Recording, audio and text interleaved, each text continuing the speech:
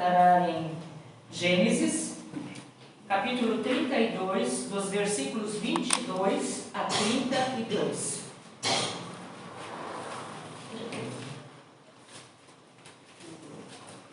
Gênesis 32, 22 a 32.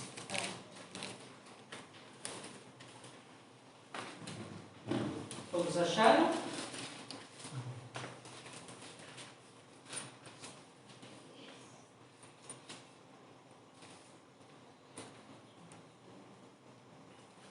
Levantou-se naquela mesma noite, tomou suas 2 mulheres, suas 2 servas, seus 11 filhos, e transpôs o val de Jaboque.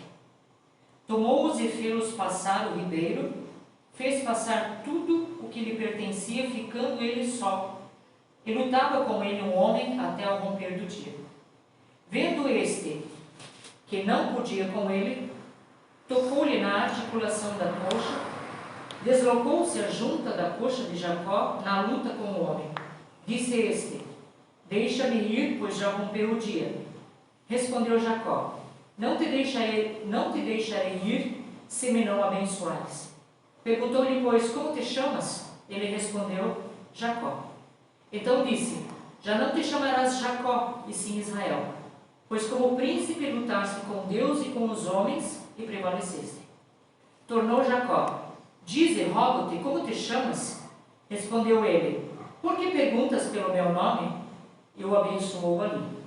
Aquele lugar chamou Jacó Peniel, pois disse: vi a Deus face a face, e a minha vida foi salva. Nasceu-lhe o sol, quando ele atravessava Peniel e manquejava de uma coxa. Por isso, os filhos de Israel não comem até hoje o nervo do quadril na articulação da coxa, porque o homem tocou a articulação da coxa de Jacó no nervo do quadril. Nós já ouvimos falar tanta coisa sobre Jacó, né? Sabemos que o avô dele se chama Abraão, o pai e a mãe Isaac e Rebeca, que ele é gêmeo com Esaú, né? Que já no ventre da mãe os dois lutavam, e também que ele era o filho da mamãe, né?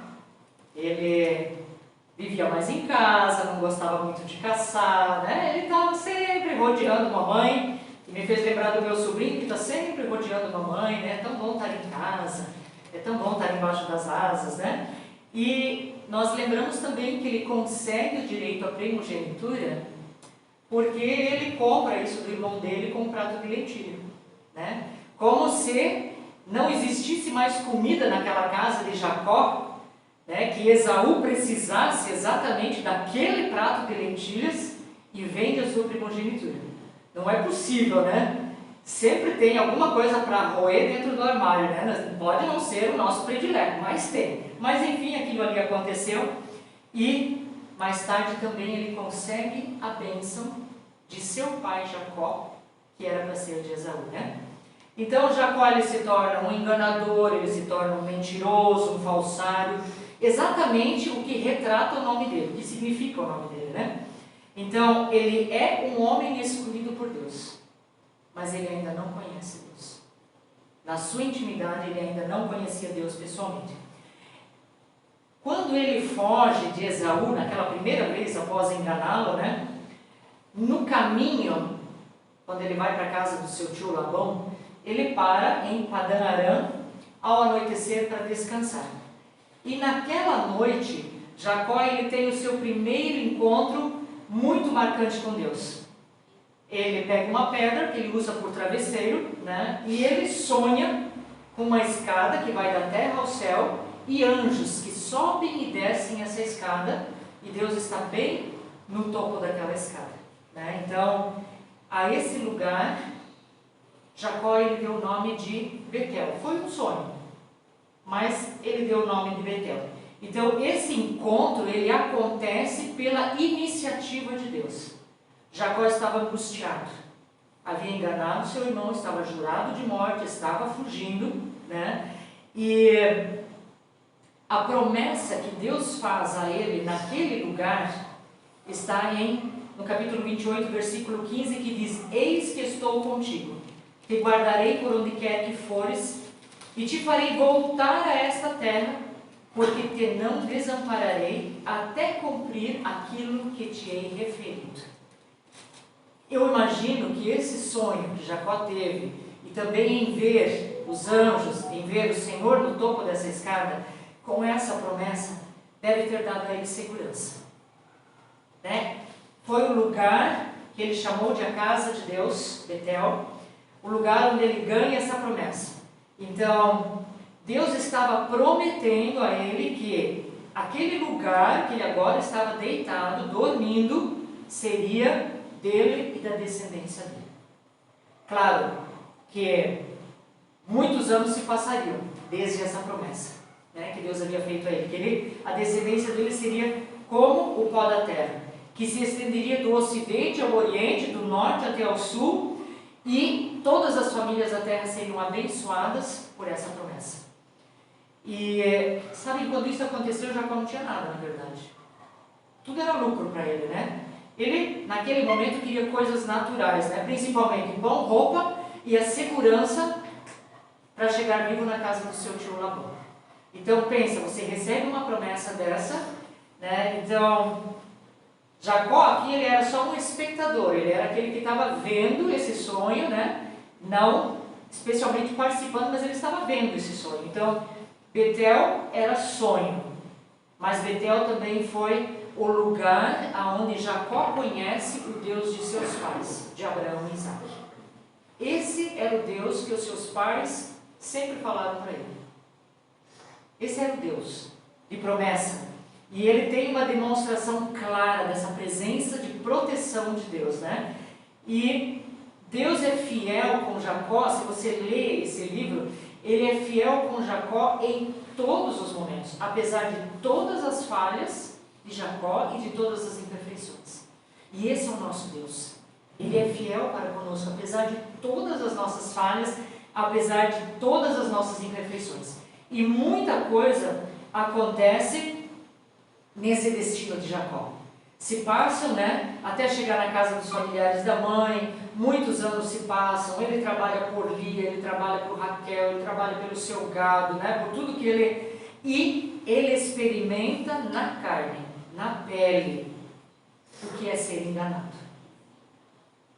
E eu imagino que isso tenha doído muito.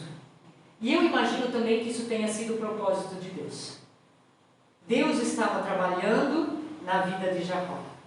E essa porção da palavra de Deus que nós lemos agora, ela nos mostra a preparação de Jacó para o retorno para casa. Né? Ele toma a decisão de reencontrar-se com seu irmão Esaú, depois de 20 anos longe. Então, e aqui ele experimenta esse segundo encontro com Deus. Jacó, ele já tinha 97 anos, quando ele resolve voltar para casa. Então, se você imagina, hoje 97 a gente considera idoso, talvez naquela época fosse meia idade, né? Mas ainda assim, lutar a noite inteira e prevalecer, Jacó não era tão fraco assim fisicamente, né? Então, mas ele quer voltar e quer corrigir o erro que ele cometeu com o seu irmão. E ele prepara toda a família, suas esposas, seus servos, seus filhos. Vejam que quando ele volta, Benjamim ainda não é nascido. José provavelmente era um menino de colo. E se você for olhar a continuidade dessa história, o que os filhos dele se tornam, né? Um deles se chama Levi, dos quais saem os sacerdotes de Israel, né? José, o Zezinho, né? Que lá, quem é que ia imaginar, será que Jacó ia imaginar que ele ia ser o precursor e salvar a família daquela intensa fome? O que dizer de Judá, da onde Jesus nasceu? Né? Então, vejam a importância dessa família de Jacó. E na verdade, quando eles voltam, com certeza os filhos eram escadinha. Né? Talvez José fosse um menino de colo, Benjamim não era nem nascido, e assim eles começam essa longa caminhada de volta. Jacó, com certeza temeroso, manda empregados na frente, né, para conversar com Esaú, dizendo: olha, o teu servo está chegando. Ele se põe, olha o quanto Deus trabalhou na vida de Jacó para ele se colocar como servo. Teu servo está chegando. Mas quando os empregados voltam, ele descobre que Esaú também está vindo, mas acompanhado de um exército de 400 homens. Eu imagino as pernas dele tremendo de medo. Tudo o que ele tem, ele está trazendo junto. Você consegue imaginar uma mudança? Com animais, né? Roupas, caixotes e seja lá o que for. A gente sabe quando faz mudança numa casa, quantos dias leva para arrumar? Né? Eles moravam com certeza em tendas e assim por diante. Tudo o que isso acarretava. Sem falar todos, né? Toque, toque, toque, toque, toque, né? A pé ou no lombo de um animal. Ainda à noite, ele atravessou toda a sua família por esse ribeiro. A gente sabe que atravessar por um riozinho à noite é perigoso. Todos nós sabemos disso. Independente se ele é profundo ou não é profundo, é escuro. Mas ele prefere correr o risco de atravessar algumas traduções chamam de córrego, outros chamam de ribeiro, que tinha 100 quilômetros de extensão a leste do Jordão. Não era tão pequeno assim. Ele atravessa toda a sua família, todos os seus animais, e ele fica para trás a sós. Né? Então, ele esperava que a família dele estivesse segura ali, e ele fica para trás. A expectativa era de um acerto de contas. E a gente ouve muito falar na televisão: foi um acerto de contas. Né? Um acerto de contas. E para Esaú também era um acerto de contas. E existia um grave risco, né? A vida das mulheres, a vida dos filhos. O desafio era tão grande que naquela noite Jacó não consegue dormir. Ele não consegue pregar os olhos. O texto diz que ele luta com um homem que, de acordo com o versículo 30, era o próprio Deus, em forma humana. E eu diria que os olhos de Jacó eles foram abertos para que ele compreendesse que a maior necessidade da vida dele naquele momento não era a riqueza, não era a sua família, não era o seu direito à primogenitura. A maior necessidade dele naquele momento era de Deus. Há momentos em nossa vida que tudo que temos não serve para nada. A nossa necessidade é de Deus. Mas Jacó não conhecia esse Deus pessoalmente ainda. E Jacó toma a iniciativa de agarrar o anjo do Senhor, o Senhor, as traduções também são diferentes aqui. Ele queria uma bênção maior do que aquela que ele havia recebido no primeiro sonho, né? Que seria de se tornar uma grande nação e assim por diante. Ele queria aqui uma bênção maior, e ele não largaria enquanto ele não fosse abençoado. E aí que surge a pergunta no versículo 27, como te chamas? E Jacó responde, como ele se chama? Eu me chamo Jacó. Não é interessante que quando o pai biológico dele perguntou, filho, como te chamas? O que ele respondeu? Esaú. Eu me chamo Esaú. Mas aqui, quando Deus pergunta, como te chamas? Eu me chamo Jacó. Naquele momento ele reconhece que Deus estava dando a ele uma oportunidade de reconhecer e confessar o seu caráter deformado. Eu sou Jacó. Eu sou o enganador. E isso não foi uma resposta, isso foi uma confissão. Ele estava confessando. Sou Jacó. Aquele que fez aquele mundo de coisas erradas. Eu sou um retrato do meu próprio nome, do que o meu nome significa. Então, ninguém pode mudar pelo poder da fé sem antes reconhecer e confessar os seus pecados. Um dia nós fizemos isso também.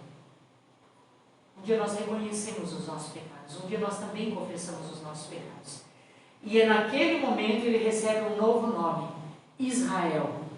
E quando eu fui atrás do significado de Israel, Sabe quando as bagas dos olhos se abrem assim? Porque é surpreendente a mudança radical, né? Significa reto, honesto, honroso, cumpridor da lei, pessoa justa, temente a Deus, o que luta com Deus, príncipe de Deus, ou campeão de Deus, o que persevera com Deus. Quem não quer ter esses atributos? Do que ele era e do que ele passa a ser. E se nós olharmos para nós, o que nós éramos, o que nós passamos a ser em Cristo Jesus, transformados, regenerados. Quantas vezes a gente diz, aquele bebia até cair na vala. Hoje ele é uma nova pessoa. Hoje ele é honesto, honroso, cumpridor da lei, fiel a Deus. Então, nós precisamos sempre de novo clamar por essa nova experiência, essa renovação da nossa fé, né? Faz parte do processo. Nós também, quando nós nos encontramos com Deus e confessamos os nossos pecados, Ele transforma o nosso caráter e nós recebemos o selo do Espírito Santo como uma marca de propriedade exclusiva de Deus. A marca que Jacó recebeu foi ser manco. Essa foi a marca. Ele teve um encontro com Deus que deixou o seu corpo físico marcado. Mas com certeza, quem ouviu depois disso, olhava para este homem manco e dizia, este teve definitivamente um encontro com Deus. Porque o seu caráter foi transformado. Nós recebemos o selo do Espírito Santo.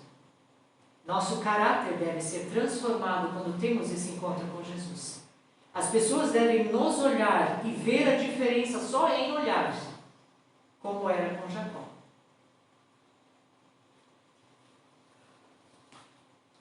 Encontros com Deus envolvem mudanças necessárias, profundas e definitivas. E Jacó, ele se torna o primeiro profeta de Deus, sendo aquele que falou sobre o leão da tribo de Judá, em Gênesis 41. Ele acaba sendo aquele que fala que Jesus viria, o leão da tribo de Judá. Versículo 30 nos diz que ele chamou aquele lugar de Peniel, vi a Deus face a face e a minha vida foi salva. Betel é casa, Peniel é luta, Peniel é colisão transformadora de Jacó com Deus. Como se os dois tivessem trombado naquele lugar e houve essa grande transformação. E eu quero entrar só em alguns pequenos versículos do capítulo 33. Se a gente dar continuidade aos primeiros versículos, levantando Jacó os olhos, viu que Esaú se aproximava e com ele 400 homens. Então passou os filhos, a Lia, a Raquel e as duas servas, pôs as servas e seus filhos à frente, Lia e seus filhos atrás deles, e Raquel e José por últimos. E ele mesmo, adiantando-se, prostrou-se à terra 7 vezes, até aproximar-se de seu irmão. Pensa, aquele que enganava estava agora vindo de encontro ao seu irmão e se curvando 7 vezes, até estar com o seu irmão. Talvez o coração dele ainda estivesse temeroso, apesar de tudo aquilo que ele havia experimentado com Deus. E é uma reação natural nossa, né? Como vai ser? Quando nós estamos em alguma expectativa, a gente também tem aquele temor, né? Como é que vai ser? E, embora Deus tivesse prometido, Jacó ficou com medo dessa força militar com a qual Esaú vinha. 400 homens contra os poucos homens dele, com esposas e filhos, o que era aquilo? Né? Não era nada.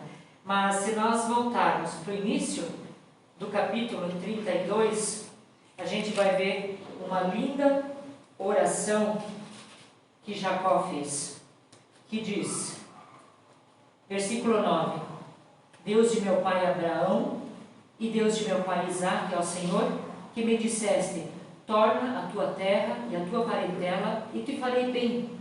Sou indigno de todas as misericórdias e de toda a fidelidade que tens usado para com teu servo, pois com apenas o meu cajado atravessei este Jordão, já agora sou 2 bandos. Livra-me das mãos de meu irmão Esaú, porque eu o temo, para que não venha ele matar-me e as mães com os filhos. Que oração linda, né? Deus de meu pai, Deus de meu avô, Deus, eu sou indigno. Desde quando Jacó orou assim alguma vez? Ele reconhece toda a sua indignidade, todas as suas falhas. Ele coloca de forma tão simples, Deus, eu tenho medo do meu irmão. Quantas vezes a gente diz assim, eu não sei orar? E é tão simples, né? Eu falo para o Eliseu alguma coisa, é tão fácil. Essa mesma liberdade eu devo ter com Deus. Deus, eu tenho medo do meu irmão. Ele está vindo com 400 homens. As minhas mulheres, os meus filhos. Olha a transformação. No começo, ele não é apresentado como um homem de oração, e sim como um enganador. Mas durante os 20 anos em Padã Arã, Deus foi trabalhando a vida de Jacó. Até este momento, né? Frequentemente Deus aperfeiçoa e molda os seus filhos, o caráter de seus filhos através de dores, de sofrimentos. Foi o que a Ellen comentou no início da introdução também. Deus permite situações para nos aperfeiçoar, para nos aproximar dele, né? E à medida que Jacó se aproxima, 7 vezes ele vai se prostrando em terra. E qual não é a surpresa dele quando Esaú corre-lhe ao encontro, abraça-se ao pescoço dele, o beija e ele chora. Você consegue imaginar essa cena? Eles eram tão inimigos. E agora, isso me faz lembrar do filho pródigo, né? O pai foi ao encontro do seu filho, o abraçou, o beijou, colocou um anel no seu dedo, que era símbolo de dignidade, colocou sandálias nos seus pés, fez uma grande festa. Esaú corre ao encontro de seu irmão. Ele havia sido tão lesado. Mas, após essa experiência de Jacó, lá no Jaboque, Deus estava trabalhando também com Esaú, tirando o ódio de seu coração e implantando amor. Isso só Deus sabe fazer. O medo de Jacó se transforma na alegria do reencontro, aquele encontro temido, né? Que parece que anunciava brigas, contendas, guerras, agora transforma-se numa cena de choro, de abraço. A gente foi criado de uma forma que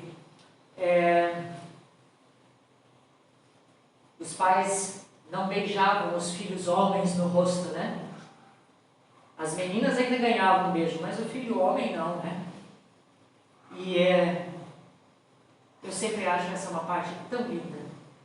Quando um filho vem, abraça o seu pai e dá um beijo na bochecha dele, demonstrando esse amor, esse carinho, esse afeto que ele tem, né?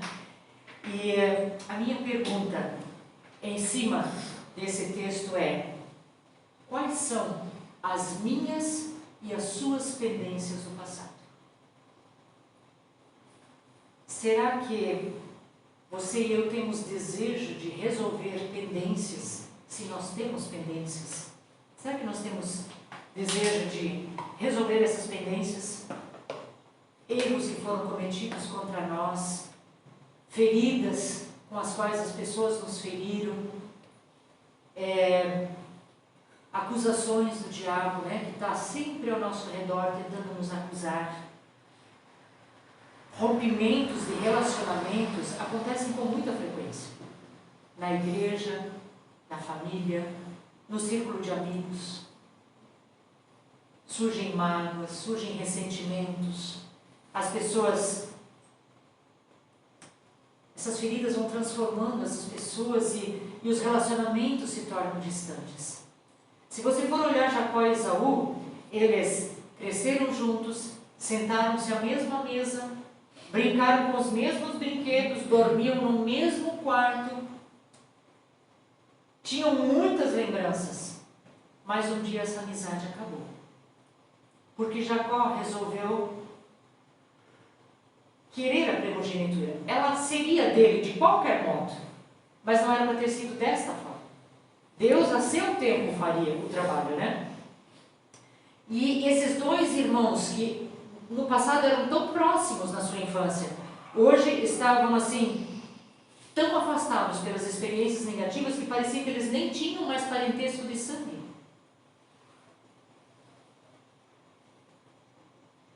Deus nos mostra sempre de novo que nós também precisamos consertar relacionamentos.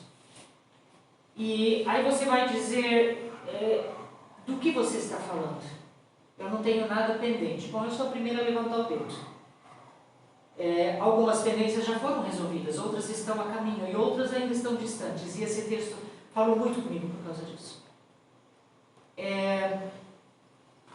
Eu já contei isso para vocês uma vez, há muitos anos atrás. Isso já fazem 28, 29 anos atrás. Minha irmã decidiu seguir por caminhos que não eram os caminhos do Senhor. Se desviar da igreja. E me doeu muito porque isso trouxe muito sofrimento para os meus pais. Mesmo que eu não falasse nada, eu me afastei dela. Ela acabou se casando, seguiu o caminho dela, e aí nós nos afastamos mais ainda. A ponto de eu não saber nem ainda onde ela morava. O pai sabia, mas eu não. E nossa mãe já era falecida. E eu estava num domingo à noite na igreja do centro no culto, e o pastor Hart falou sobre relacionamento, sobre conserto com Deus, sobre perdão. E eu pensei, você faz aquela autoanálise muito rápida, né? O pastor está orando, está fazendo apelo, e você vai, pelo menos eu faço um pente fino assim. E eu me disse, não, está tudo certo. E imediatamente o Espírito Santo disse, e a sua irmã? E ali começa um duelo, enquanto o pastor está orando. E eu disse, não, mas a minha irmã, ela tem que acertar. Não eu não fiz nada. Eu não fiz nada. Mas na verdade eu estava tão magoada. Eu estava tão ressentida. Eu estava tão afastada que parecia que a gente não era nem irmão de sangue mais. E ali entra esse primeiro tópico. Como eu posso restaurar? Tendo iniciativa. Naquela noite eu fui para frente. E eu orei. Talvez tão sinceramente quanto Jacó orou aqui. Eu disse, Deus, eu não sei como o Senhor vai fazer. Eu não tenho vontade de perdoar. Eu sei que o Senhor me pede para perdoar como um ato de obediência a Ti como filha sua. Mas eu não tenho vontade de perdoar. Porque quem errou foi ela. Mas se o Senhor me ajudar, tudo bem. Eu vou obedecer. E nas semanas seguintes, aquilo começou a me incomodar. Como eu posso fazer? Como eu posso fazer? E eu lembro que eu tomei a iniciativa. Eu liguei e falei, oi, mana, tem alguma coisa final de semana? Não, estamos em casa. Eu disse, então tá, vem até aqui. Eu posso? Pode. E ela veio e eu posso te dizer que foi uma tarde fantástica. Não teve abraços, não teve beijos, não teve nada. Nós deitamos na cama dos nossos pais e nós passamos algumas horas conversando e rindo. E aquele foi um novo começo. Alguém precisa tomar a iniciativa. Isso não significa que eu vou viver agarrada, me beijando e me lambendo. Porque relacionamentos rompidos na igreja são de mesma forma. Papai, há 30 anos atrás, ficou muito ressentido com o irmão da igreja. E por um tempo aquele laço estava rompido até um deles tomar a iniciativa. E ele sempre me dizia, depois que nós acertamos, depois que nós fizemos um novo concerto, a nossa amizade é muito mais profunda e muito mais respeitosa. Nós não vivemos na casa um do outro, mas nós nos respeitamos, nós nos amamos. Deus tem consertado o que estava quebrado. Esses dias eu falei para uma pessoa, existem cristais que quebram e você não tem mais como consertar. E aí a pessoa disse, engano seu. Põe no fogo, derrete, faça algo totalmente novo desse cristal, desse vidro que quebrou. E eu nunca tinha pensado nisso, eu só tinha pensado em colar, ia ficar tudo remendado, mas eu só tinha pensado nisso. E eu pensei, como eu posso ser tão tapada, né? É claro, derrete, faz algo totalmente novo. Relacionamentos rompidos talvez nunca mais serão os mesmos, mas eles podem ser melhores do que antes. Alguém precisa tomar a iniciativa. Foi o que aconteceu com Jacó. Ele desejou consertar com Esaú. E ele diz, teu servo Jacó manda dizer isto. Ele havia errado ao roubar de Esaú o direito de receber a bênção de Deus. Mas ele se humilha e ele quer consertar. Ele não sabia como. A ideia que veio na mente dele, eu vou mandar meu servo na frente dizendo que eu estou chegando. A minha ideia foi dizer, mana, vem até aqui em casa. E a resposta foi, eu posso? Pode. Concertos. Esaú tinha toda a razão do mundo em ter raiva de Jacó. Mas ele humildemente também contribuiu para essa restauração. Quando Jacó tomou a iniciativa, ele automaticamente respondeu a essa iniciativa. Então nós precisamos nos desarmar das lembranças do passado. E das mágoas, do ódio, dos meus direitos. E essa mensagem é difícil porque eu estou trabalhando lembranças do passado. Eu preciso desarmar em muitas áreas aí. Então eu não estou falando como alguém que vai dar uma lição, eu estou falando como alguém que está recebendo uma lição de Deus, dizendo, desarme-se do passado, desarme-se das mágoas, dos ressentimentos, daquilo que aconteceu e comece de novo. Segundo, como podemos restaurar através de uma verdadeira experiência com Deus? Aproxime-se de Deus. Peça que Ele te ajude a consertar. O verdadeiro cristão procura o caminho da reconciliação. Eu tenho buscado em muitos aspectos esse caminho ainda. Eu sei que eu vou chegar lá, porque eu não sou perfeito. Terceiro, podemos restaurar com atitudes concretas. Esaú correu-lhe ao encontro, abraçou-se ao pescoço dele, o beijou e choraram. Atitudes. Às vezes, não adianta só falar. Demonstre. Demonstre com atitudes o teu arrependimento, o teu amor, a tua dedicação, aquilo que você sente. Atitudes falam muito mais do que palavras. 1 João 4,20 diz, se alguém disser, amo a Deus, e odiar a seu irmão é mentiroso. Aquele que não ama seu irmão, a quem não vê, não pode amar a Deus, a quem não vê.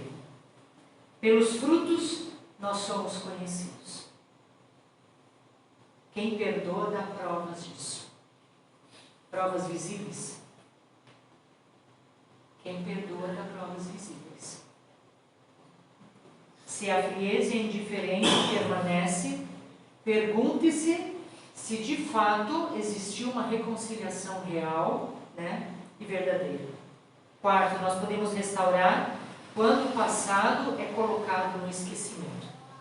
A gente sempre diz, eu perdoo, mas eu não esqueço. Mas a Bíblia diz que as coisas antigas passaram, eis que se fizeram novas. O cristal quebrou, eu não posso consertar mais, mas ele vai para o fogo, ele vai ser algo totalmente novo. Então, se eu estou em Cristo, eu não fico mais alimentando o meu passado, eu não fico mais ressuscitando esse passado, eu não fico mais buscando essas lembranças. Elas ficam de fato no passado, ficam para trás. Se aquele irmão da igreja e o meu pai não tivessem dado provas desse conserto, eles muitas vezes teriam jogado um na face do outro. Olha, mas naquela ocasião você fez isso. Mas essa lembrança ficou completamente no passado, ela nunca mais veio à tona. Existiu um pedido de perdão e essa lembrança nunca mais, essa margarina foi passada naquele pão. Passou. Aconteceu. Errar foi humano e consertar foi divino. Eu quero encerrar com uma ilustração que diz assim: durante uma era glacial muito remota, quando parte do globo terrestre esteve coberto por densas camadas de gelo, muitos animais não resistiram ao frio intenso e morreram indefesos por não se adaptarem às condições do clima hostil. Foi então que uma grande manada de porcos-espinhos, numa tentativa de se proteger e sobreviver, começaram a se unir e juntar-se mais e mais. Assim, cada um podia sentir o calor do outro, E todos juntos, bem unidos, agasalhavam-se mutuamente, aqueciam-se, enfrentando, aquele inverno tenebroso. Porém, vida ingrata, os espinhos de cada um começaram a ferir os companheiros.